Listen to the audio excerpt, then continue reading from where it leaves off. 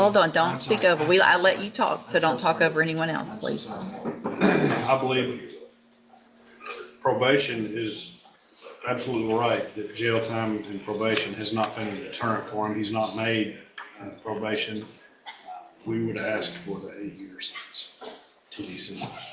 Mr. Wadsworth, again, like I stated before, to Mr. Rojas, the fact that he was able to negotiate for you a cap of 8 years on a second-degree felony with your criminal history, there's part of me today that was considering not even accepting this plea agreement, because I think with your criminal history, personally, I think it's ridiculous. I have to understand. So I'm going to find that you entered your plea of guilty freely and voluntarily. I'm going to find that you entered your plea of guilty. I'm going to find sufficient evidence to find you guilty, and at this time find you guilty of aggravated assault with a deadly weapon. Sentence you to a term of 8 years in the institutional division of the Texas Department of Corrections. There will be an affirmative finding of a deadly weapon. You will receive credit on that sentence for any time that you've been in custody that the law gives you the right to receive. I'm handing you the trial court certification that shows this was an agreement that I followed, and so you waived your right to appeal. I have also handed you a written admonishment regarding your ineligibility to possess a firearm or ammunition. Because of the judgment entered against you, you're ineligible under Texas law to possess a firearm or ammunition. Possession of a firearm or ammunition could lead to charges against you. Firearm is. It looks like you did a very good job of getting that agreement. That's kind of what, not that I did a good job, but I think that may be doing a favor to Mr. Wadsworth. However, there are some things I'd like to point out. If you look at, and I'm talking about his felony criminal history. The first page of his, or I guess, rolling into this second page of his felony criminal history, most of those offenses happened in 2002. So he seems to be getting those in bunches. Those happened in 2002. He got sentenced in 2001. All one. In January 2002, they all happened. Right. Got revoked in 2003 on all of them. I think he did 60 months on all of them. Got some more in October 2002. Then after that, he goes in.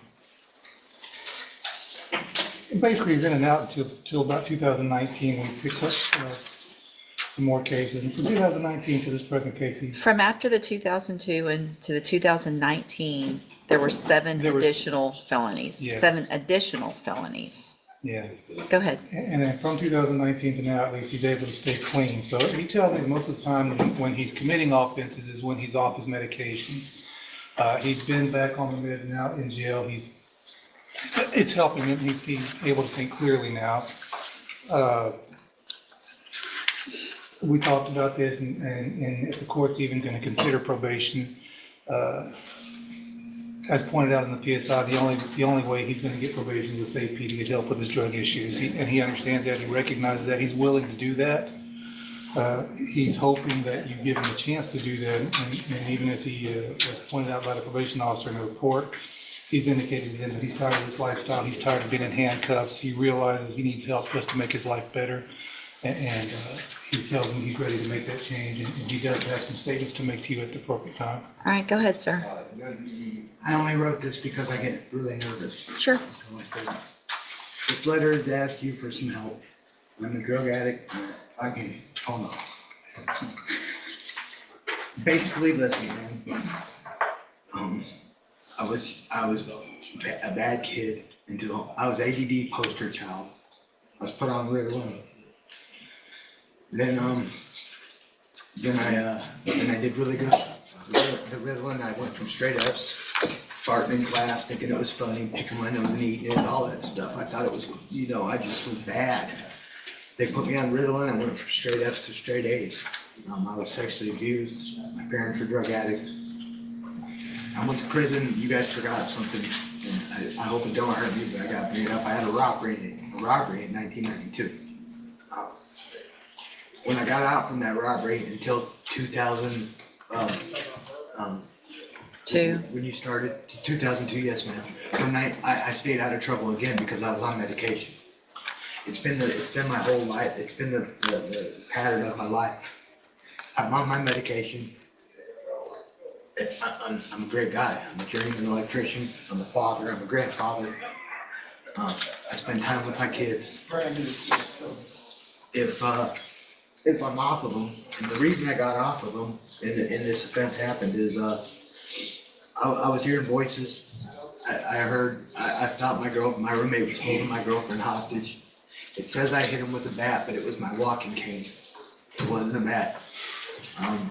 And I did hit him, and I felt horrible because I found what was going on. But in my head, our house burned down, dogs died, and I just kind of went crazy.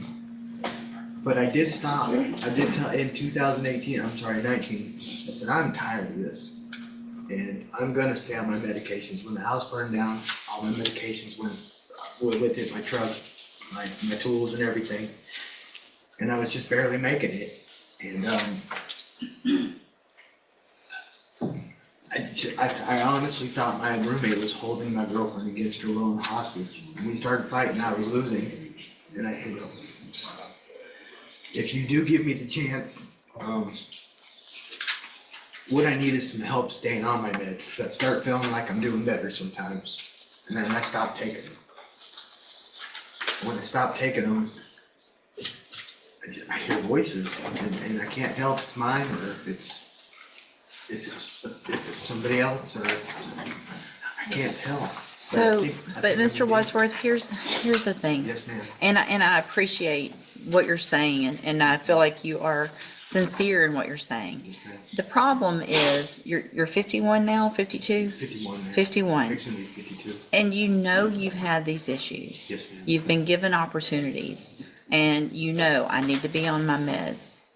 And even if I give you a probation, it's only for so long. At some point, you have to stay on your own meds, and you can't require someone else to force you to do that and take a chance with society and the community of you hurting someone else. Honestly, I'm not sure, but I honestly think that you have the worst criminal history I've seen. I even said that to Mr. Rojas. I said, this is. You have 19 misdemeanor convictions. You have 20 others that were either filed, dismissed because of pleas on the other cases. So technically about 39 misdemeanors, 21 felony convictions, 21. I know, wow, right? I'm not. You still have one pending in Indiana. And out of and in addition to the 21 and the one pending, you have 16 others that were dismissed because of plea agreements, and things like that. So that's 38 felonies. The last, and I get a lot of this was from '02, and a lot of it was in the same big scenario. 19 of them was in one. But it didn't stop then. You were put back on probation in 2017. So not that long ago, given a probation, it was revoked. So you were given an opportunity. Mr. Smith, I've completely stayed out of trouble since then, though. Not one single incident. well, you had 2017 an unauthorized use of a vehicle felony. 2018 an obstruction of justice in Pike County. Yes, ma'am. 2019 an escape. That's the one that's That was my pending. last one. Hold on. Oh, I'm sorry. And then another later in 2019, maintaining a common nuisance of a controlled substance or something like that in Indiana. So the last thing is 2019, which is, in the big scheme of things at your age, not that long ago. I know, I understand. Mr. Smith? Judge, I would point you to his account of probation where he said the part about the baseball bat is not true. A dresser fell on something. I saw that. He's still not accepting I responsibility. hit him with. Legal term, and you should read the written admonishment I provide you to see what devices qualify as a firearm. If you have any questions about the laws that make you ineligible to possess a firearm or ammunition, or about how long that lasts, you can talk to Mr. Rojas. There's help in prison for you with medication. It's going to be up to you when you get out to either change your life if you really want to or not, and you'll have to do that on your own. All right, good luck to you, sir. You can go back with the bailiff. Try again, same number. All right, let's see, Mr. Nichols, we're gonna try again on Christopher Norris.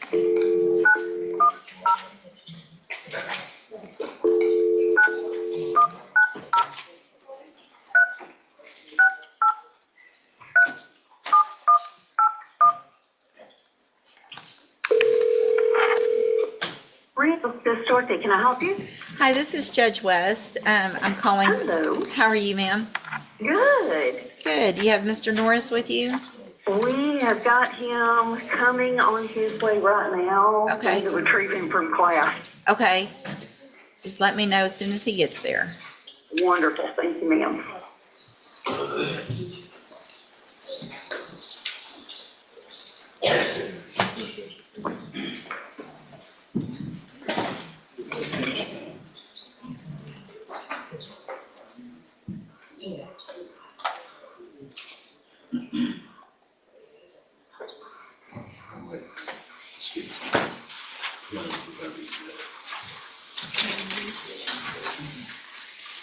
I hope that's what you do.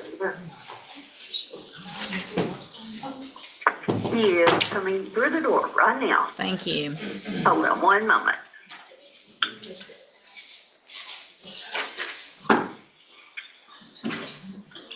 Hello? Hi, Mr. Norris. This is Judge West. Oh, okay. Is that you, Judge West? It's me. How are you? Okay. I'm doing good. Good. Doing fine. I'm just ready to go home.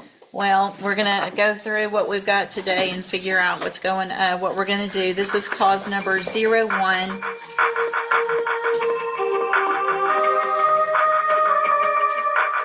I think they put me on hold. Hello? There we go. Whew. Technical issues. Ma'am?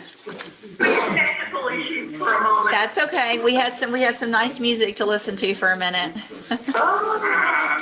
All right, so this is cause number 0184078, and it's the state of Texas versus Christopher Stephen Norris. For the record, Mr. Rojas is here in the courtroom. Hold on a second. Can y'all please keep it down, sir? Mr. Rojas is here in the courtroom representing Mr. Norris, and Mr. Nichols is here representing the district attorney's office. Mr. Norris is charged with the offense of murder and was found not guilty by reason of insanity many years ago, and was ordered under 46C to inpatient treatment, and I have received the yearly report from the Russ State Hospital where Mr. Norris is currently staying, and that report is dated May 12th of 2025. I'm going to take judicial notice of the court's file, including that report. The first part is the forensic evaluation of violence risk assessment.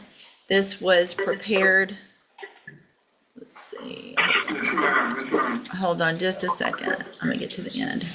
By Dr. Mary Ann Robinson, February 28th of 2025. The finding in that report with regard to future violence is that Mr. Norris needs to be still in some type of restrictive setting due to the current issues that have been exhibited over the last year. Talks about a potential less restrictive setting. However, he is in that less restrictive setting at the Russ State Hospital, which houses the less violent patients. Also, in addition to that, I have the forensic psychiatry report to the court. This has information prepared by Dr. Calvin Gurka, and the recommendation is that Mr. Norris be recommitted to the Russ State Hospital for further treatment towards the objective that he be able to transition to the community at some later date. In addition, I have received the physician's certificate of medical examination for mental illness, the first prepared by Dr. Gurke as well. The finding in that report is that Mr. Norris is mentally ill. that he is likely to cause serious harm to others and suffering severe and abnormal mental, emotional, or physical distress. There's some details in there regarding recent behavior and things like that. It makes the finding that current inpatient treatment is still warranted. Also, okay, so that's it. All right, and it's got some history also as well. Is there any other evidence with regard to this matter, Mr. Rojas? No, Your Honor. Mr. Nichols? No, Your Honor, we just asked the court to take judicial notice of the entire file dating back to his original commitment in 1998. Yes, I think I did, but if I didn't, I will do that. All right, so Mr. Norris, at this time, I am going to find, based on all of the reports, that Mr. Norris is mentally ill, that he is likely to cause serious harm to others, that he is suffering severe. Hang on. I got proof that that's not true. Hang on, sir. That he's suffering severe and abnormal mental, emotional, or physical distress. I am going to find, based on all of those reports, that inpatient treatment is appropriate and order Mr. Norris to be remain at the Rush State Hospital for a period of 1 year, and then we will see where things get. So, Mr. Norris. Yes, I feel like we can do without my lawyer. He's not helping me none. Well, I feel that all these statements that the doctor's saying is not true. I mean, it's like he's picking something up on me every week. He's like, so he's got things on me. It's not one thing, it's another thing. You know, it's kind of hard to get out of. I mean, I was in another ward, and I mean, it's hard. There's a lot of fighting going on here. I mean, it's hard to make it a whole year, you know, and, you know, I try my best, but years is a long time to be around all these mental patients because they'll just run up and hit you, and they call that a fight. And they say you're aggressive. But I haven't been in no aggression fight, period. well, there's other issues that concern me, Mr. Norris.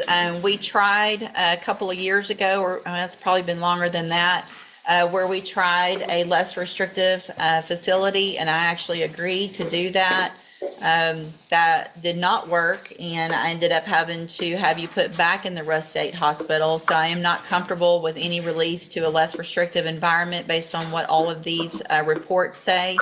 My advice to you, Mr. Norris, is to participate in everything that is offered. Take your medication as ordered, and then we'll see where we get in a year. All right? Y'all, thank you. Y'all have a good day. Thank you, Your Honor. Thank you.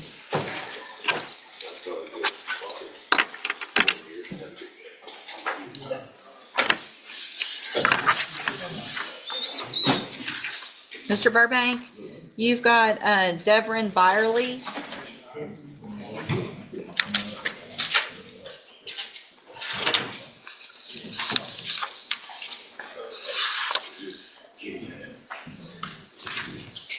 Good morning.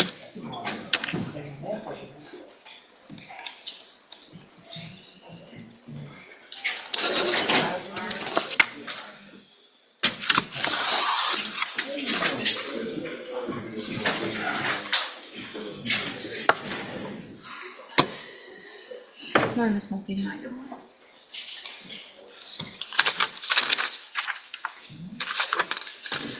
Good morning, sir. Are you Devin Keith Byerly? And Mr. Byerly has two cases that he is currently on probation for, and motions to revoke probations have been filed in each of those. Cause number 18-28800, on probation for violation of a protective order, and also in 18-29063 on probation for violation of a protective order. Those are both deferred probations. Mr. Burbank has filed requests in both of those cases asking that I set bonds. Sometimes I do that without a hearing, but due to the nature of the underlying offenses as well as the new alleged offense, I wanted to come and hear from probation and the state as to what your position is with regard to any bond that I would set. Ms. Malfino? Yes, ma'am.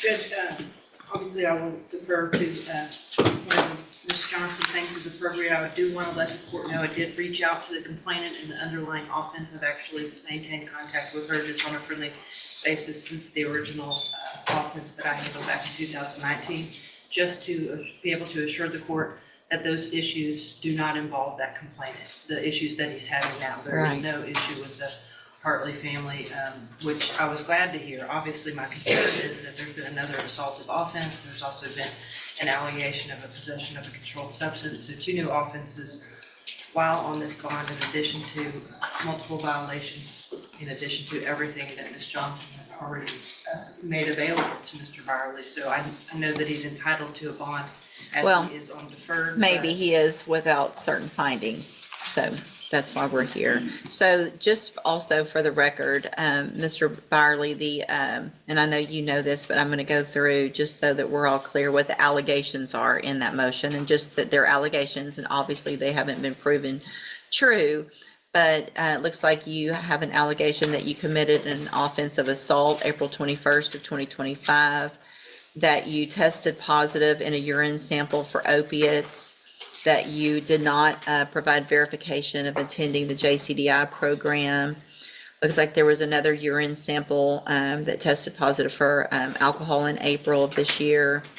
Then it also alleges that you committed a new offense of possession of a controlled substance, May of this year, that you possessed crack cocaine, which is the same date as that offense. And that you were at a other location other than your residence at approximately 3:19 a.m. on May 29th, the date of that offense of this year. So what, do you have the status? I know the lab, we've had some issues with lab results. Is there any idea on that, Ms. Malfino? I do not know, Judge. I would venture to guess that with it only being several weeks ago, we probably do not have anything. I'm happy to reach out to the agency and ask if they can expedite that through the lab and be prepared for a hearing whenever the board is. And Ms. Johnson, thank you for being here. And so what is your thought, I guess, with regard to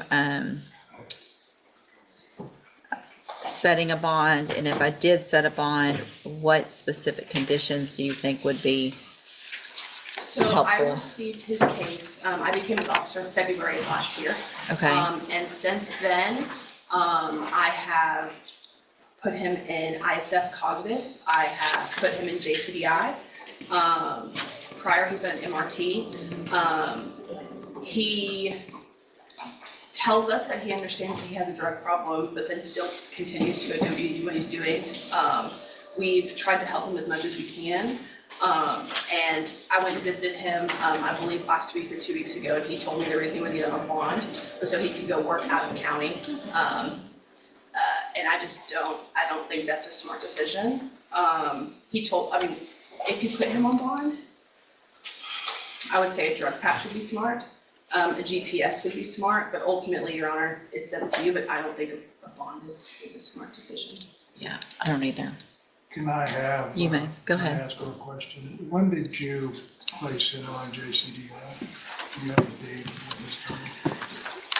When was he actually placed in? Was it 2019 when he was placed on probation? For probation? Yes. 2019, May 13th. When did you place him on JCDI? Was it just recently? Yes, sir. It was in the last, February of 2025. Okay, so what changed between 2019 and February 25 to say now you need JCDI? his drug intake went up. We've tested on multiple occasions. He's tested positive for cocaine on multiple occasions. And we believe outpatient would be the best for him. He had spoken to me briefly as well that he had some issues he wanted to talk through. He had some family issues he wanted to talk through. So we've got him being in front of a counselor, him getting that drug treatment is what he needed. He agreed with us, that's what he needed. So we believe that outpatient program is the best option for him. Did he go to JCDI? He did test positive on multiple occasions. He drank at one point and he admitted that to us. So when did he stop going to JCD, or was he still going at the time of this offense? He was still going at the time of the offense, but since he picked up a new offense, they had to drop him from that program, So it was the new offense that dropped him, it wasn't him not going? as well as the drug use. And was there another program too that you said? He had done ISF, cognitive track. And what is that? It is, the interesting facility that we send people to, about 90 days long. The final decision in this courtroom reflects the difficult balance judges face between offering another opportunity and protecting the community. Mr. Wadsworth entered a guilty plea for aggravated assault with a deadly weapon, and Judge West sentenced him to 8 years in the Texas Department of Corrections. Throughout the hearing, the judge acknowledged the defendant's statements about his struggles, medication, and desire to improve his life. However, the court also focused on the extensive criminal history, previous opportunities, and repeated involvement with the justice system. This case shows that real change requires more than promises. It requires consistent actions and personal responsibility. The judge's ruling sends a clear message about accountability and the consequences of repeated offenses. If you found this case as intense as we did, hit that like button. Share your thoughts in the comments, and don't forget to subscribe for more powerful courtroom breakdowns. Why I asked for that was because I'm working at minimum 1,000 hours less than I normally work. You are a longshoreman, is that Yes, correct? yes, sir, I am a longshoreman. And the incident in reference to the assault had to deal with your supervisor at the port, is that correct? Yes, sir, there is. And so the only ports that you know of are either Houston, Corpus Christi, or Louisiana that I you work would go I to. work at, and as far as making my payments and getting back on track, I had a stroke last year. I'm not worried about your payments. Yes, ma'am. You had a stroke last year? Yes, sir. And you're still testing positive for drugs after having a stroke. Yes, ma'am. Okay. All right. Issues. That's not an excuse, but that's my daughter. Do you have a place to stay? Yes, I do. And where is that? Two was apartments, Mosaic Apartments is where I Who live. stays with you? No, I live by myself. Who would supervise you? Do you have any family? Yes, I do have What family. family do you have? My sister was playing Byerly, also my mother, Byerly, and I have an uncle, Christopher Williams. And how far away do they live? Well, as far as my mother and my sisters, they live in Houston. As far as a good friend of mine, she lives right there in Fort Austin, in Martin Frazier. Do you have any kids? Yes, sir. And where are they? I have one in, she's a cheerleading coach at Iowa State University. My son is in, I got 2 kids here in Beaumont. One that I'm not allowed to see, and then also Tristan, who I just reconnected with Tristan and my 11-year-old. Mr. Viola, just one last question. Yes, sir. How can you guarantee this court, if released, that you wouldn't be taking either alcohol or drugs pending the outcome of this hearing? Well, for one, What guarantees? I would accept that offer of the batch. And I would guarantee, I just want to get back to work. What I do is only go to work and come home. You do other things because you've done other things. Yes, I have. So what's the guarantee that says you're not gonna do those other things when you're doing work and going home? At this particular time, offer my word, even though the past doesn't. That's right. Yes, and that's one opportunity, I see this as my last opportunity to keep everything that I have and not have to test. One of the things is that you tested positive. What date was that, Your Honor? On the,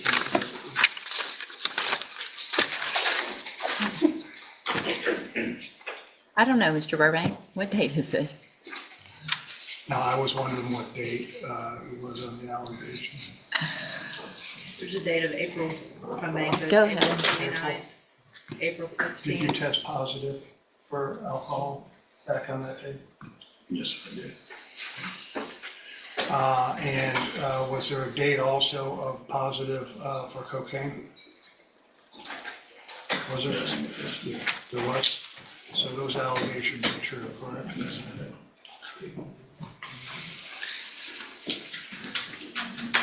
If the court is not considering a bond and that he needs help, he has pled true, Your Honor, to testing dirty at this point.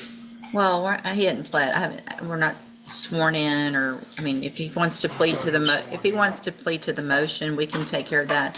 With regard to the bond, the allegations, at least for that new offense on May 29th of this year, is that approximately 3 o'clock in the morning, 3:20 in the morning, you were sitting in a running vehicle in an empty parking lot in an area known for prostitution and drug use. You roll down the window to speak to officers. White smoke comes out of the vehicle. You get out. You got crack pipe, allegedly. 4 pieces of crack were found on you, allegedly. My fear is that I don't know whose car you were in, but obviously it's scary to think that you're out possibly driving in the middle of the night, either finding drugs, using drugs in the wrong area after. This is your 5th administrative hearing. So you've already been given 4 opportunities with probation without having come in front of me on an MTRP. They've gone so far above by letting you work out things administratively with ISF, with JCDI, and I approved those things, but they did those things without saying, let's revoke his probation. Let's work with them. Let's work with them. Let's work with them. And then here we are, while you're in supposedly the JCDI program, which is exactly what you say today you're asking for, outpatient treatment program. Based on the underlying offenses and the nature of those offenses, based on the nature of the 2 pending charges against you, I am going to find that setting a bond is not in the best interest in these cases of our community. I am going to leave it at no bond in these cases. We can handle this a couple ways. We can go through the motion. We can get pleas of true or not true. We can set it for a hearing for sentencing. If, depending on what the plea is on the,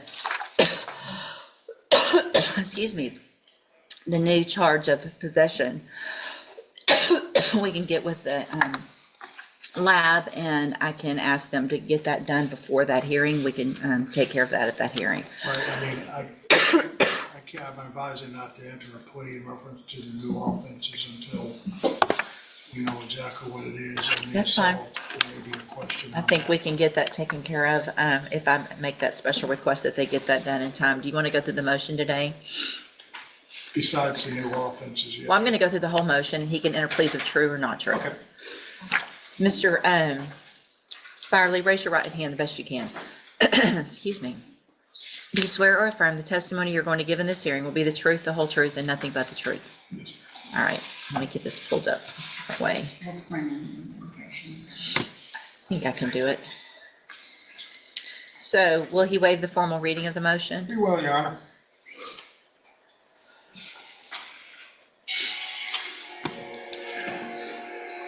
It's mine, Judge. I'm trying to turn it off. Mr. Byerly, in 18-28800, I have a first amended motion to revoke your unadjudicated probation.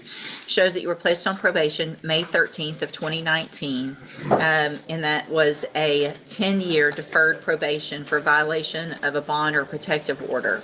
And is that correct? And then in cause number 18-29063, that's what I need, thanks. Correct. I also have a first amended motion to revoke your unadjudicated probation. It also shows that you were placed on probation May 13th of 2019 for the offense of violating a bond or a protective order, 3rd-degree felony, and that was a 10-year deferred probation. Is that also correct? Both of these motions allege that you violated your probation. Count 1 alleges that you committed the new offense of assault April 21st of 2025 in Jefferson County, Texas. And is that true or not true? Not true. Count 2 alleges that you provided a urine sample April 29th of 2025 that tested positive for opiates. And is that true or not true? Sure. Count 3 alleges in each case that you failed to provide verification of attending the JCDI program as ordered. Is that true or not true? Well, he was attending, but you were discharged. Yes. So I'm going to put not true to the way that one is worded. Count 4 alleges that you failed to abstain from the use of any and all intoxicating substances and that you provided a sample that tested positive for alcohol April 15th of 2025. And is that true or not true? Speak up, please. Count 5 alleges that you committed the new offense of possession of a controlled substance May 29th of 2025. Is that true or not true? Not true. Count 6 alleges that you possessed a drug, crack cocaine, May 29th of 2025. Is that true or not true? Not true. Count 7 alleges that you were at a location other than your residence at approximately 3:19 a.m., May 29th of 2025. And is that true or not true? Did you enter your pleas of true to counts 2, 4, and 7 freely and voluntarily?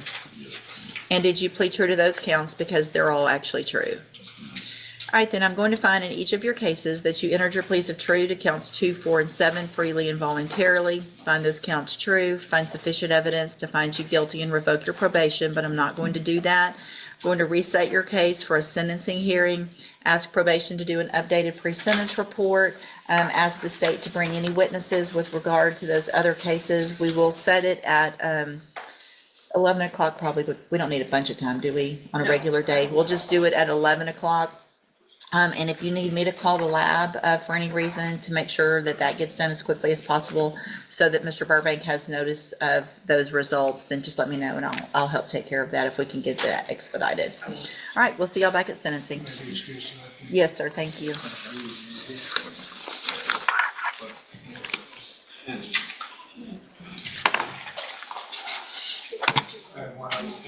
Give me just a second. Thought you had the motion.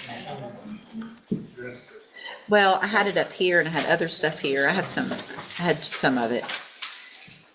It's hard to have them both pulled up and. Okay, yes, ma'am.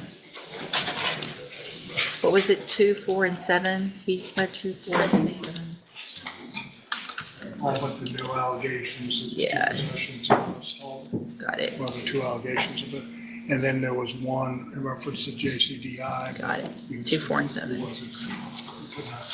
Okay. All right, Brandon Dodd, Mr. Burbank.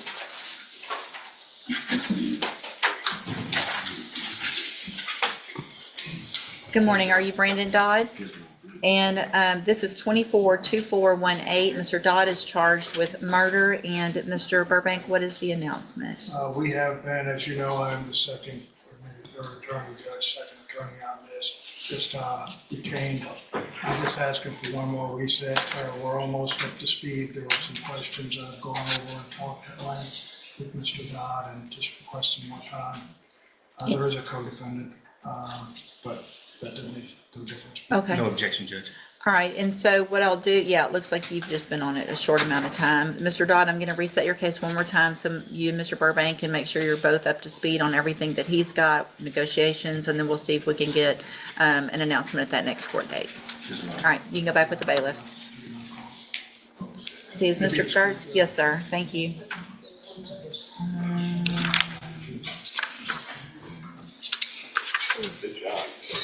Mr. Kimler. Mr. LeBlanc, you've got Linton Arsenault. Did I pass my, I hate that. I get those, it was one of those tickles that wasn't getting. I know, I've got water and it's just one of those that gets you. Yeah.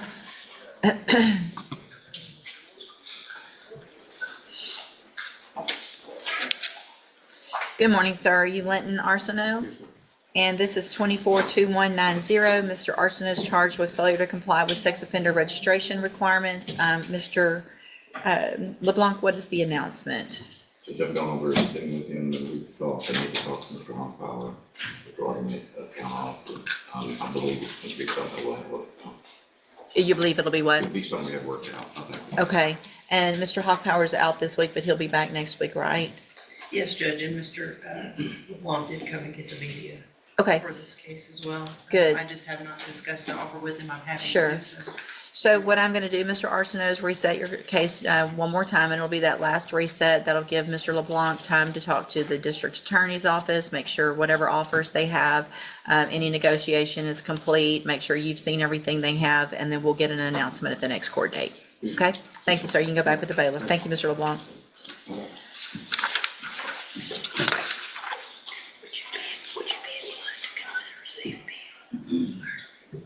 I don't know. I mean, I'm not opposed just because he would have to do all of that. And I want the new case indicted and part of the deal, not just to go away. Right. You know what I mean?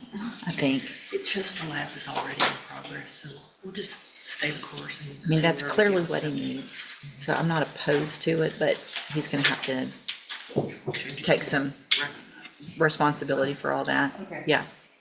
Let's see, Mr. Matuska, you've got Xavier Garner.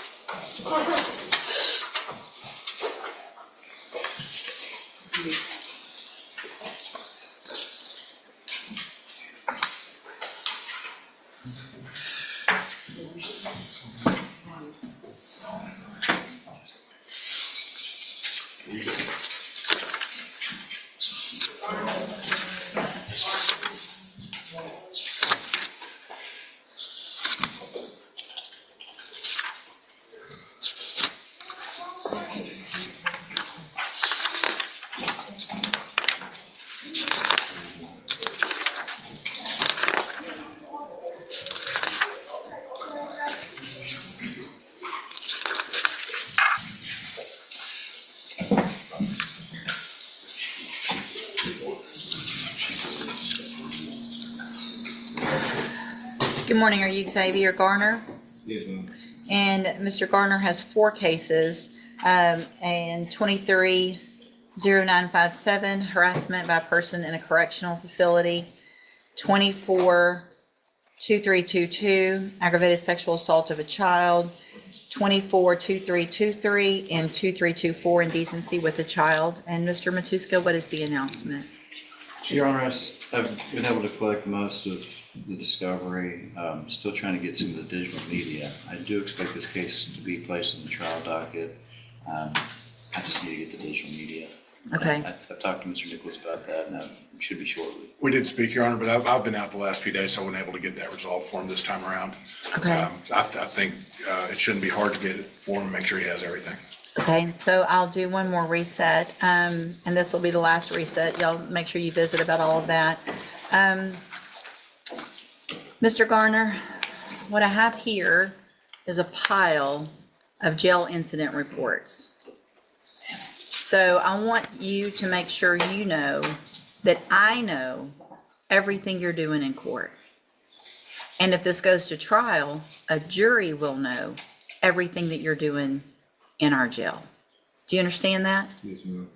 You're fighting, you are talking back in an extremely ugly way to the correctional officers who are just there trying to do their job.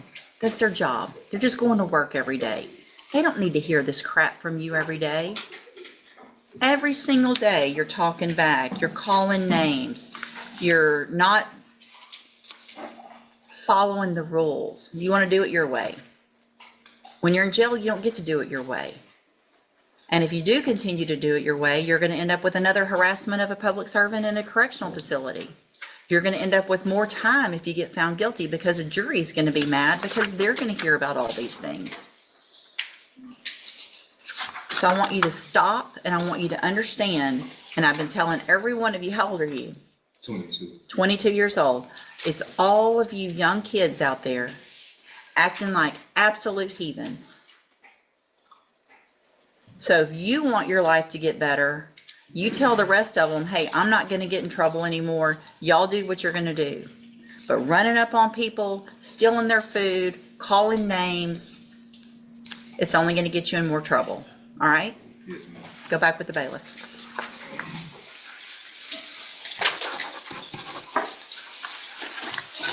And we reset Ms. Broussard for Mr. Nix, correct?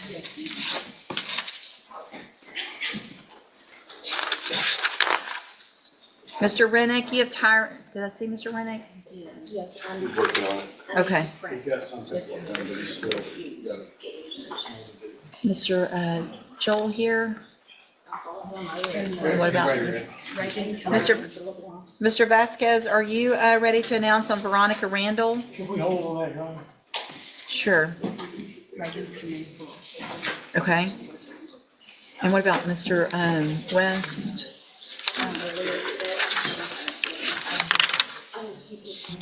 Mr. Rojas, are you ready on Lawrence Jackson? I don't think we need him out. Ask for a reset on him. He wants to look at the videos on that new DWI. Okay. And you've already got them? You just need to go out there and visit? Okay. We'll just, on Lawrence Jackson, we're going to reset Lawrence Jackson for you to go show him those videos, and we'll get an announcement at the next one. Thank you.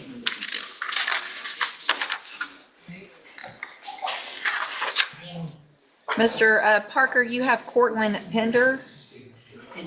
I don't know. Well, I don't know if we need him, Judge. I think Mr. Coleman's going to confirm that there's 3 cases in the motion that have been, my client thinks they've been dismissed, and I think if we can reset 1 week. My understanding is that they're out of Dallas County, Judge, so sometime. Okay. So a week from now. Let's do. Do you want to, how are we next week on?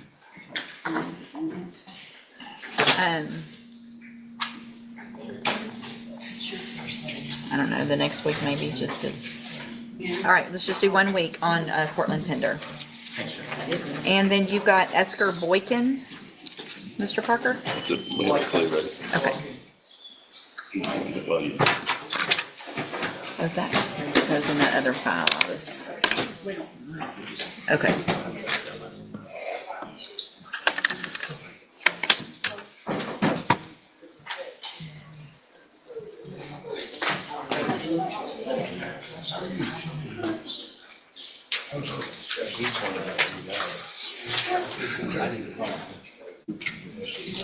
Did we already do something on this?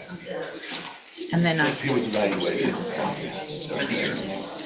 We started to, and we chose to have him evaluated. okay.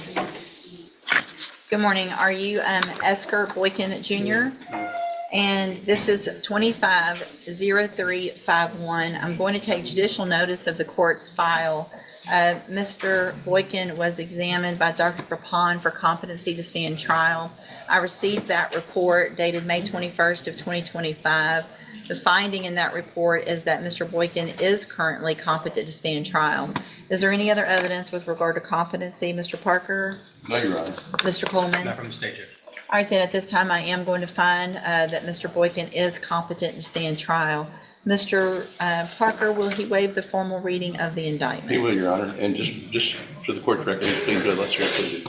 Thank you, I see that. All right, so Mr. Boykin, in cause number 25, DCCR 0351, the state has elected to proceed on the lesser included offense of a Class A misdemeanor assault, and that is from March 5th of 2025. And how do you plead to that charge?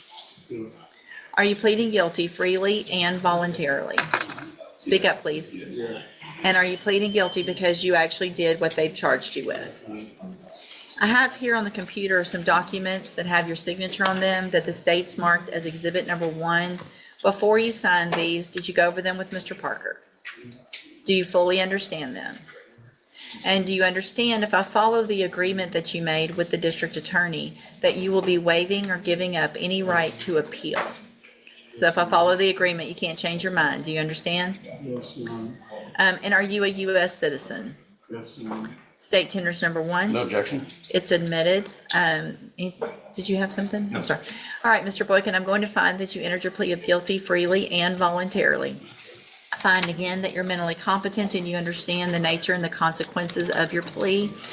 Find sufficient evidence to find you guilty, and at this time find you guilty of the lesser offense of a Class A misdemeanor assault. Sentence you in accordance with your agreement to a term of 90 days in the Jefferson County Jail. You will receive credit on that sentence for any time that you've been in custody that the law gives you the right to receive. I'm handing you the trial court certification. That shows that this was an agreement that I followed, and so you have waived your right to appeal. Good luck to you, sir. You can go back with the bailiff. Thank you, Judge. Thank you.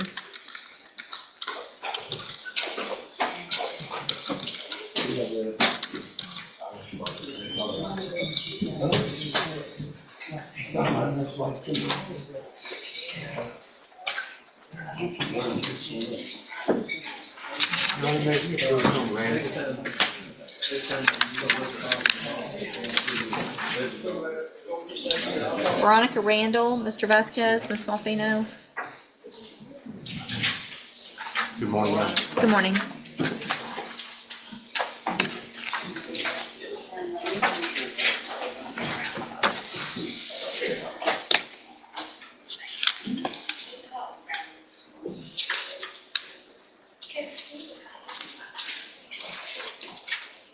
Thank you for smiling.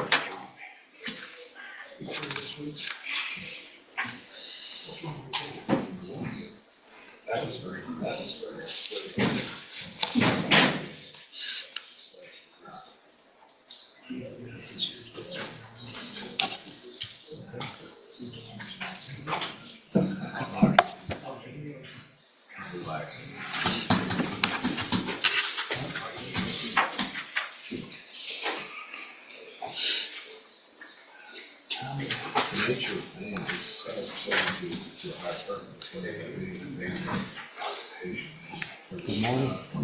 Good morning, ma'am. You're Veronica Randall? And Ms. Randall has two cases, 250246 and 0247. Both are. The final decision in this courtroom reflects the difficult balance judges face between offering another opportunity and protecting the community. Mr. Wadsworth entered a guilty plea for aggravated assault with a deadly weapon, and Judge West sentenced him to 8 years in the Texas Department of Corrections. Throughout the hearing, the judge acknowledged the defendant's statements about his struggles, medication, and desire to improve his life. However, the court also focused on the extensive criminal history, previous opportunities, and repeated involvement with the justice system. This case shows that real change requires more than promises. It requires consistent actions and personal responsibility. The judge's ruling sends a clear message about accountability and the consequences of repeated offenses. If you found this case as intense as we did, hit that like button, share your thoughts in the comments, and don't forget to subscribe for more powerful courtroom breakdowns.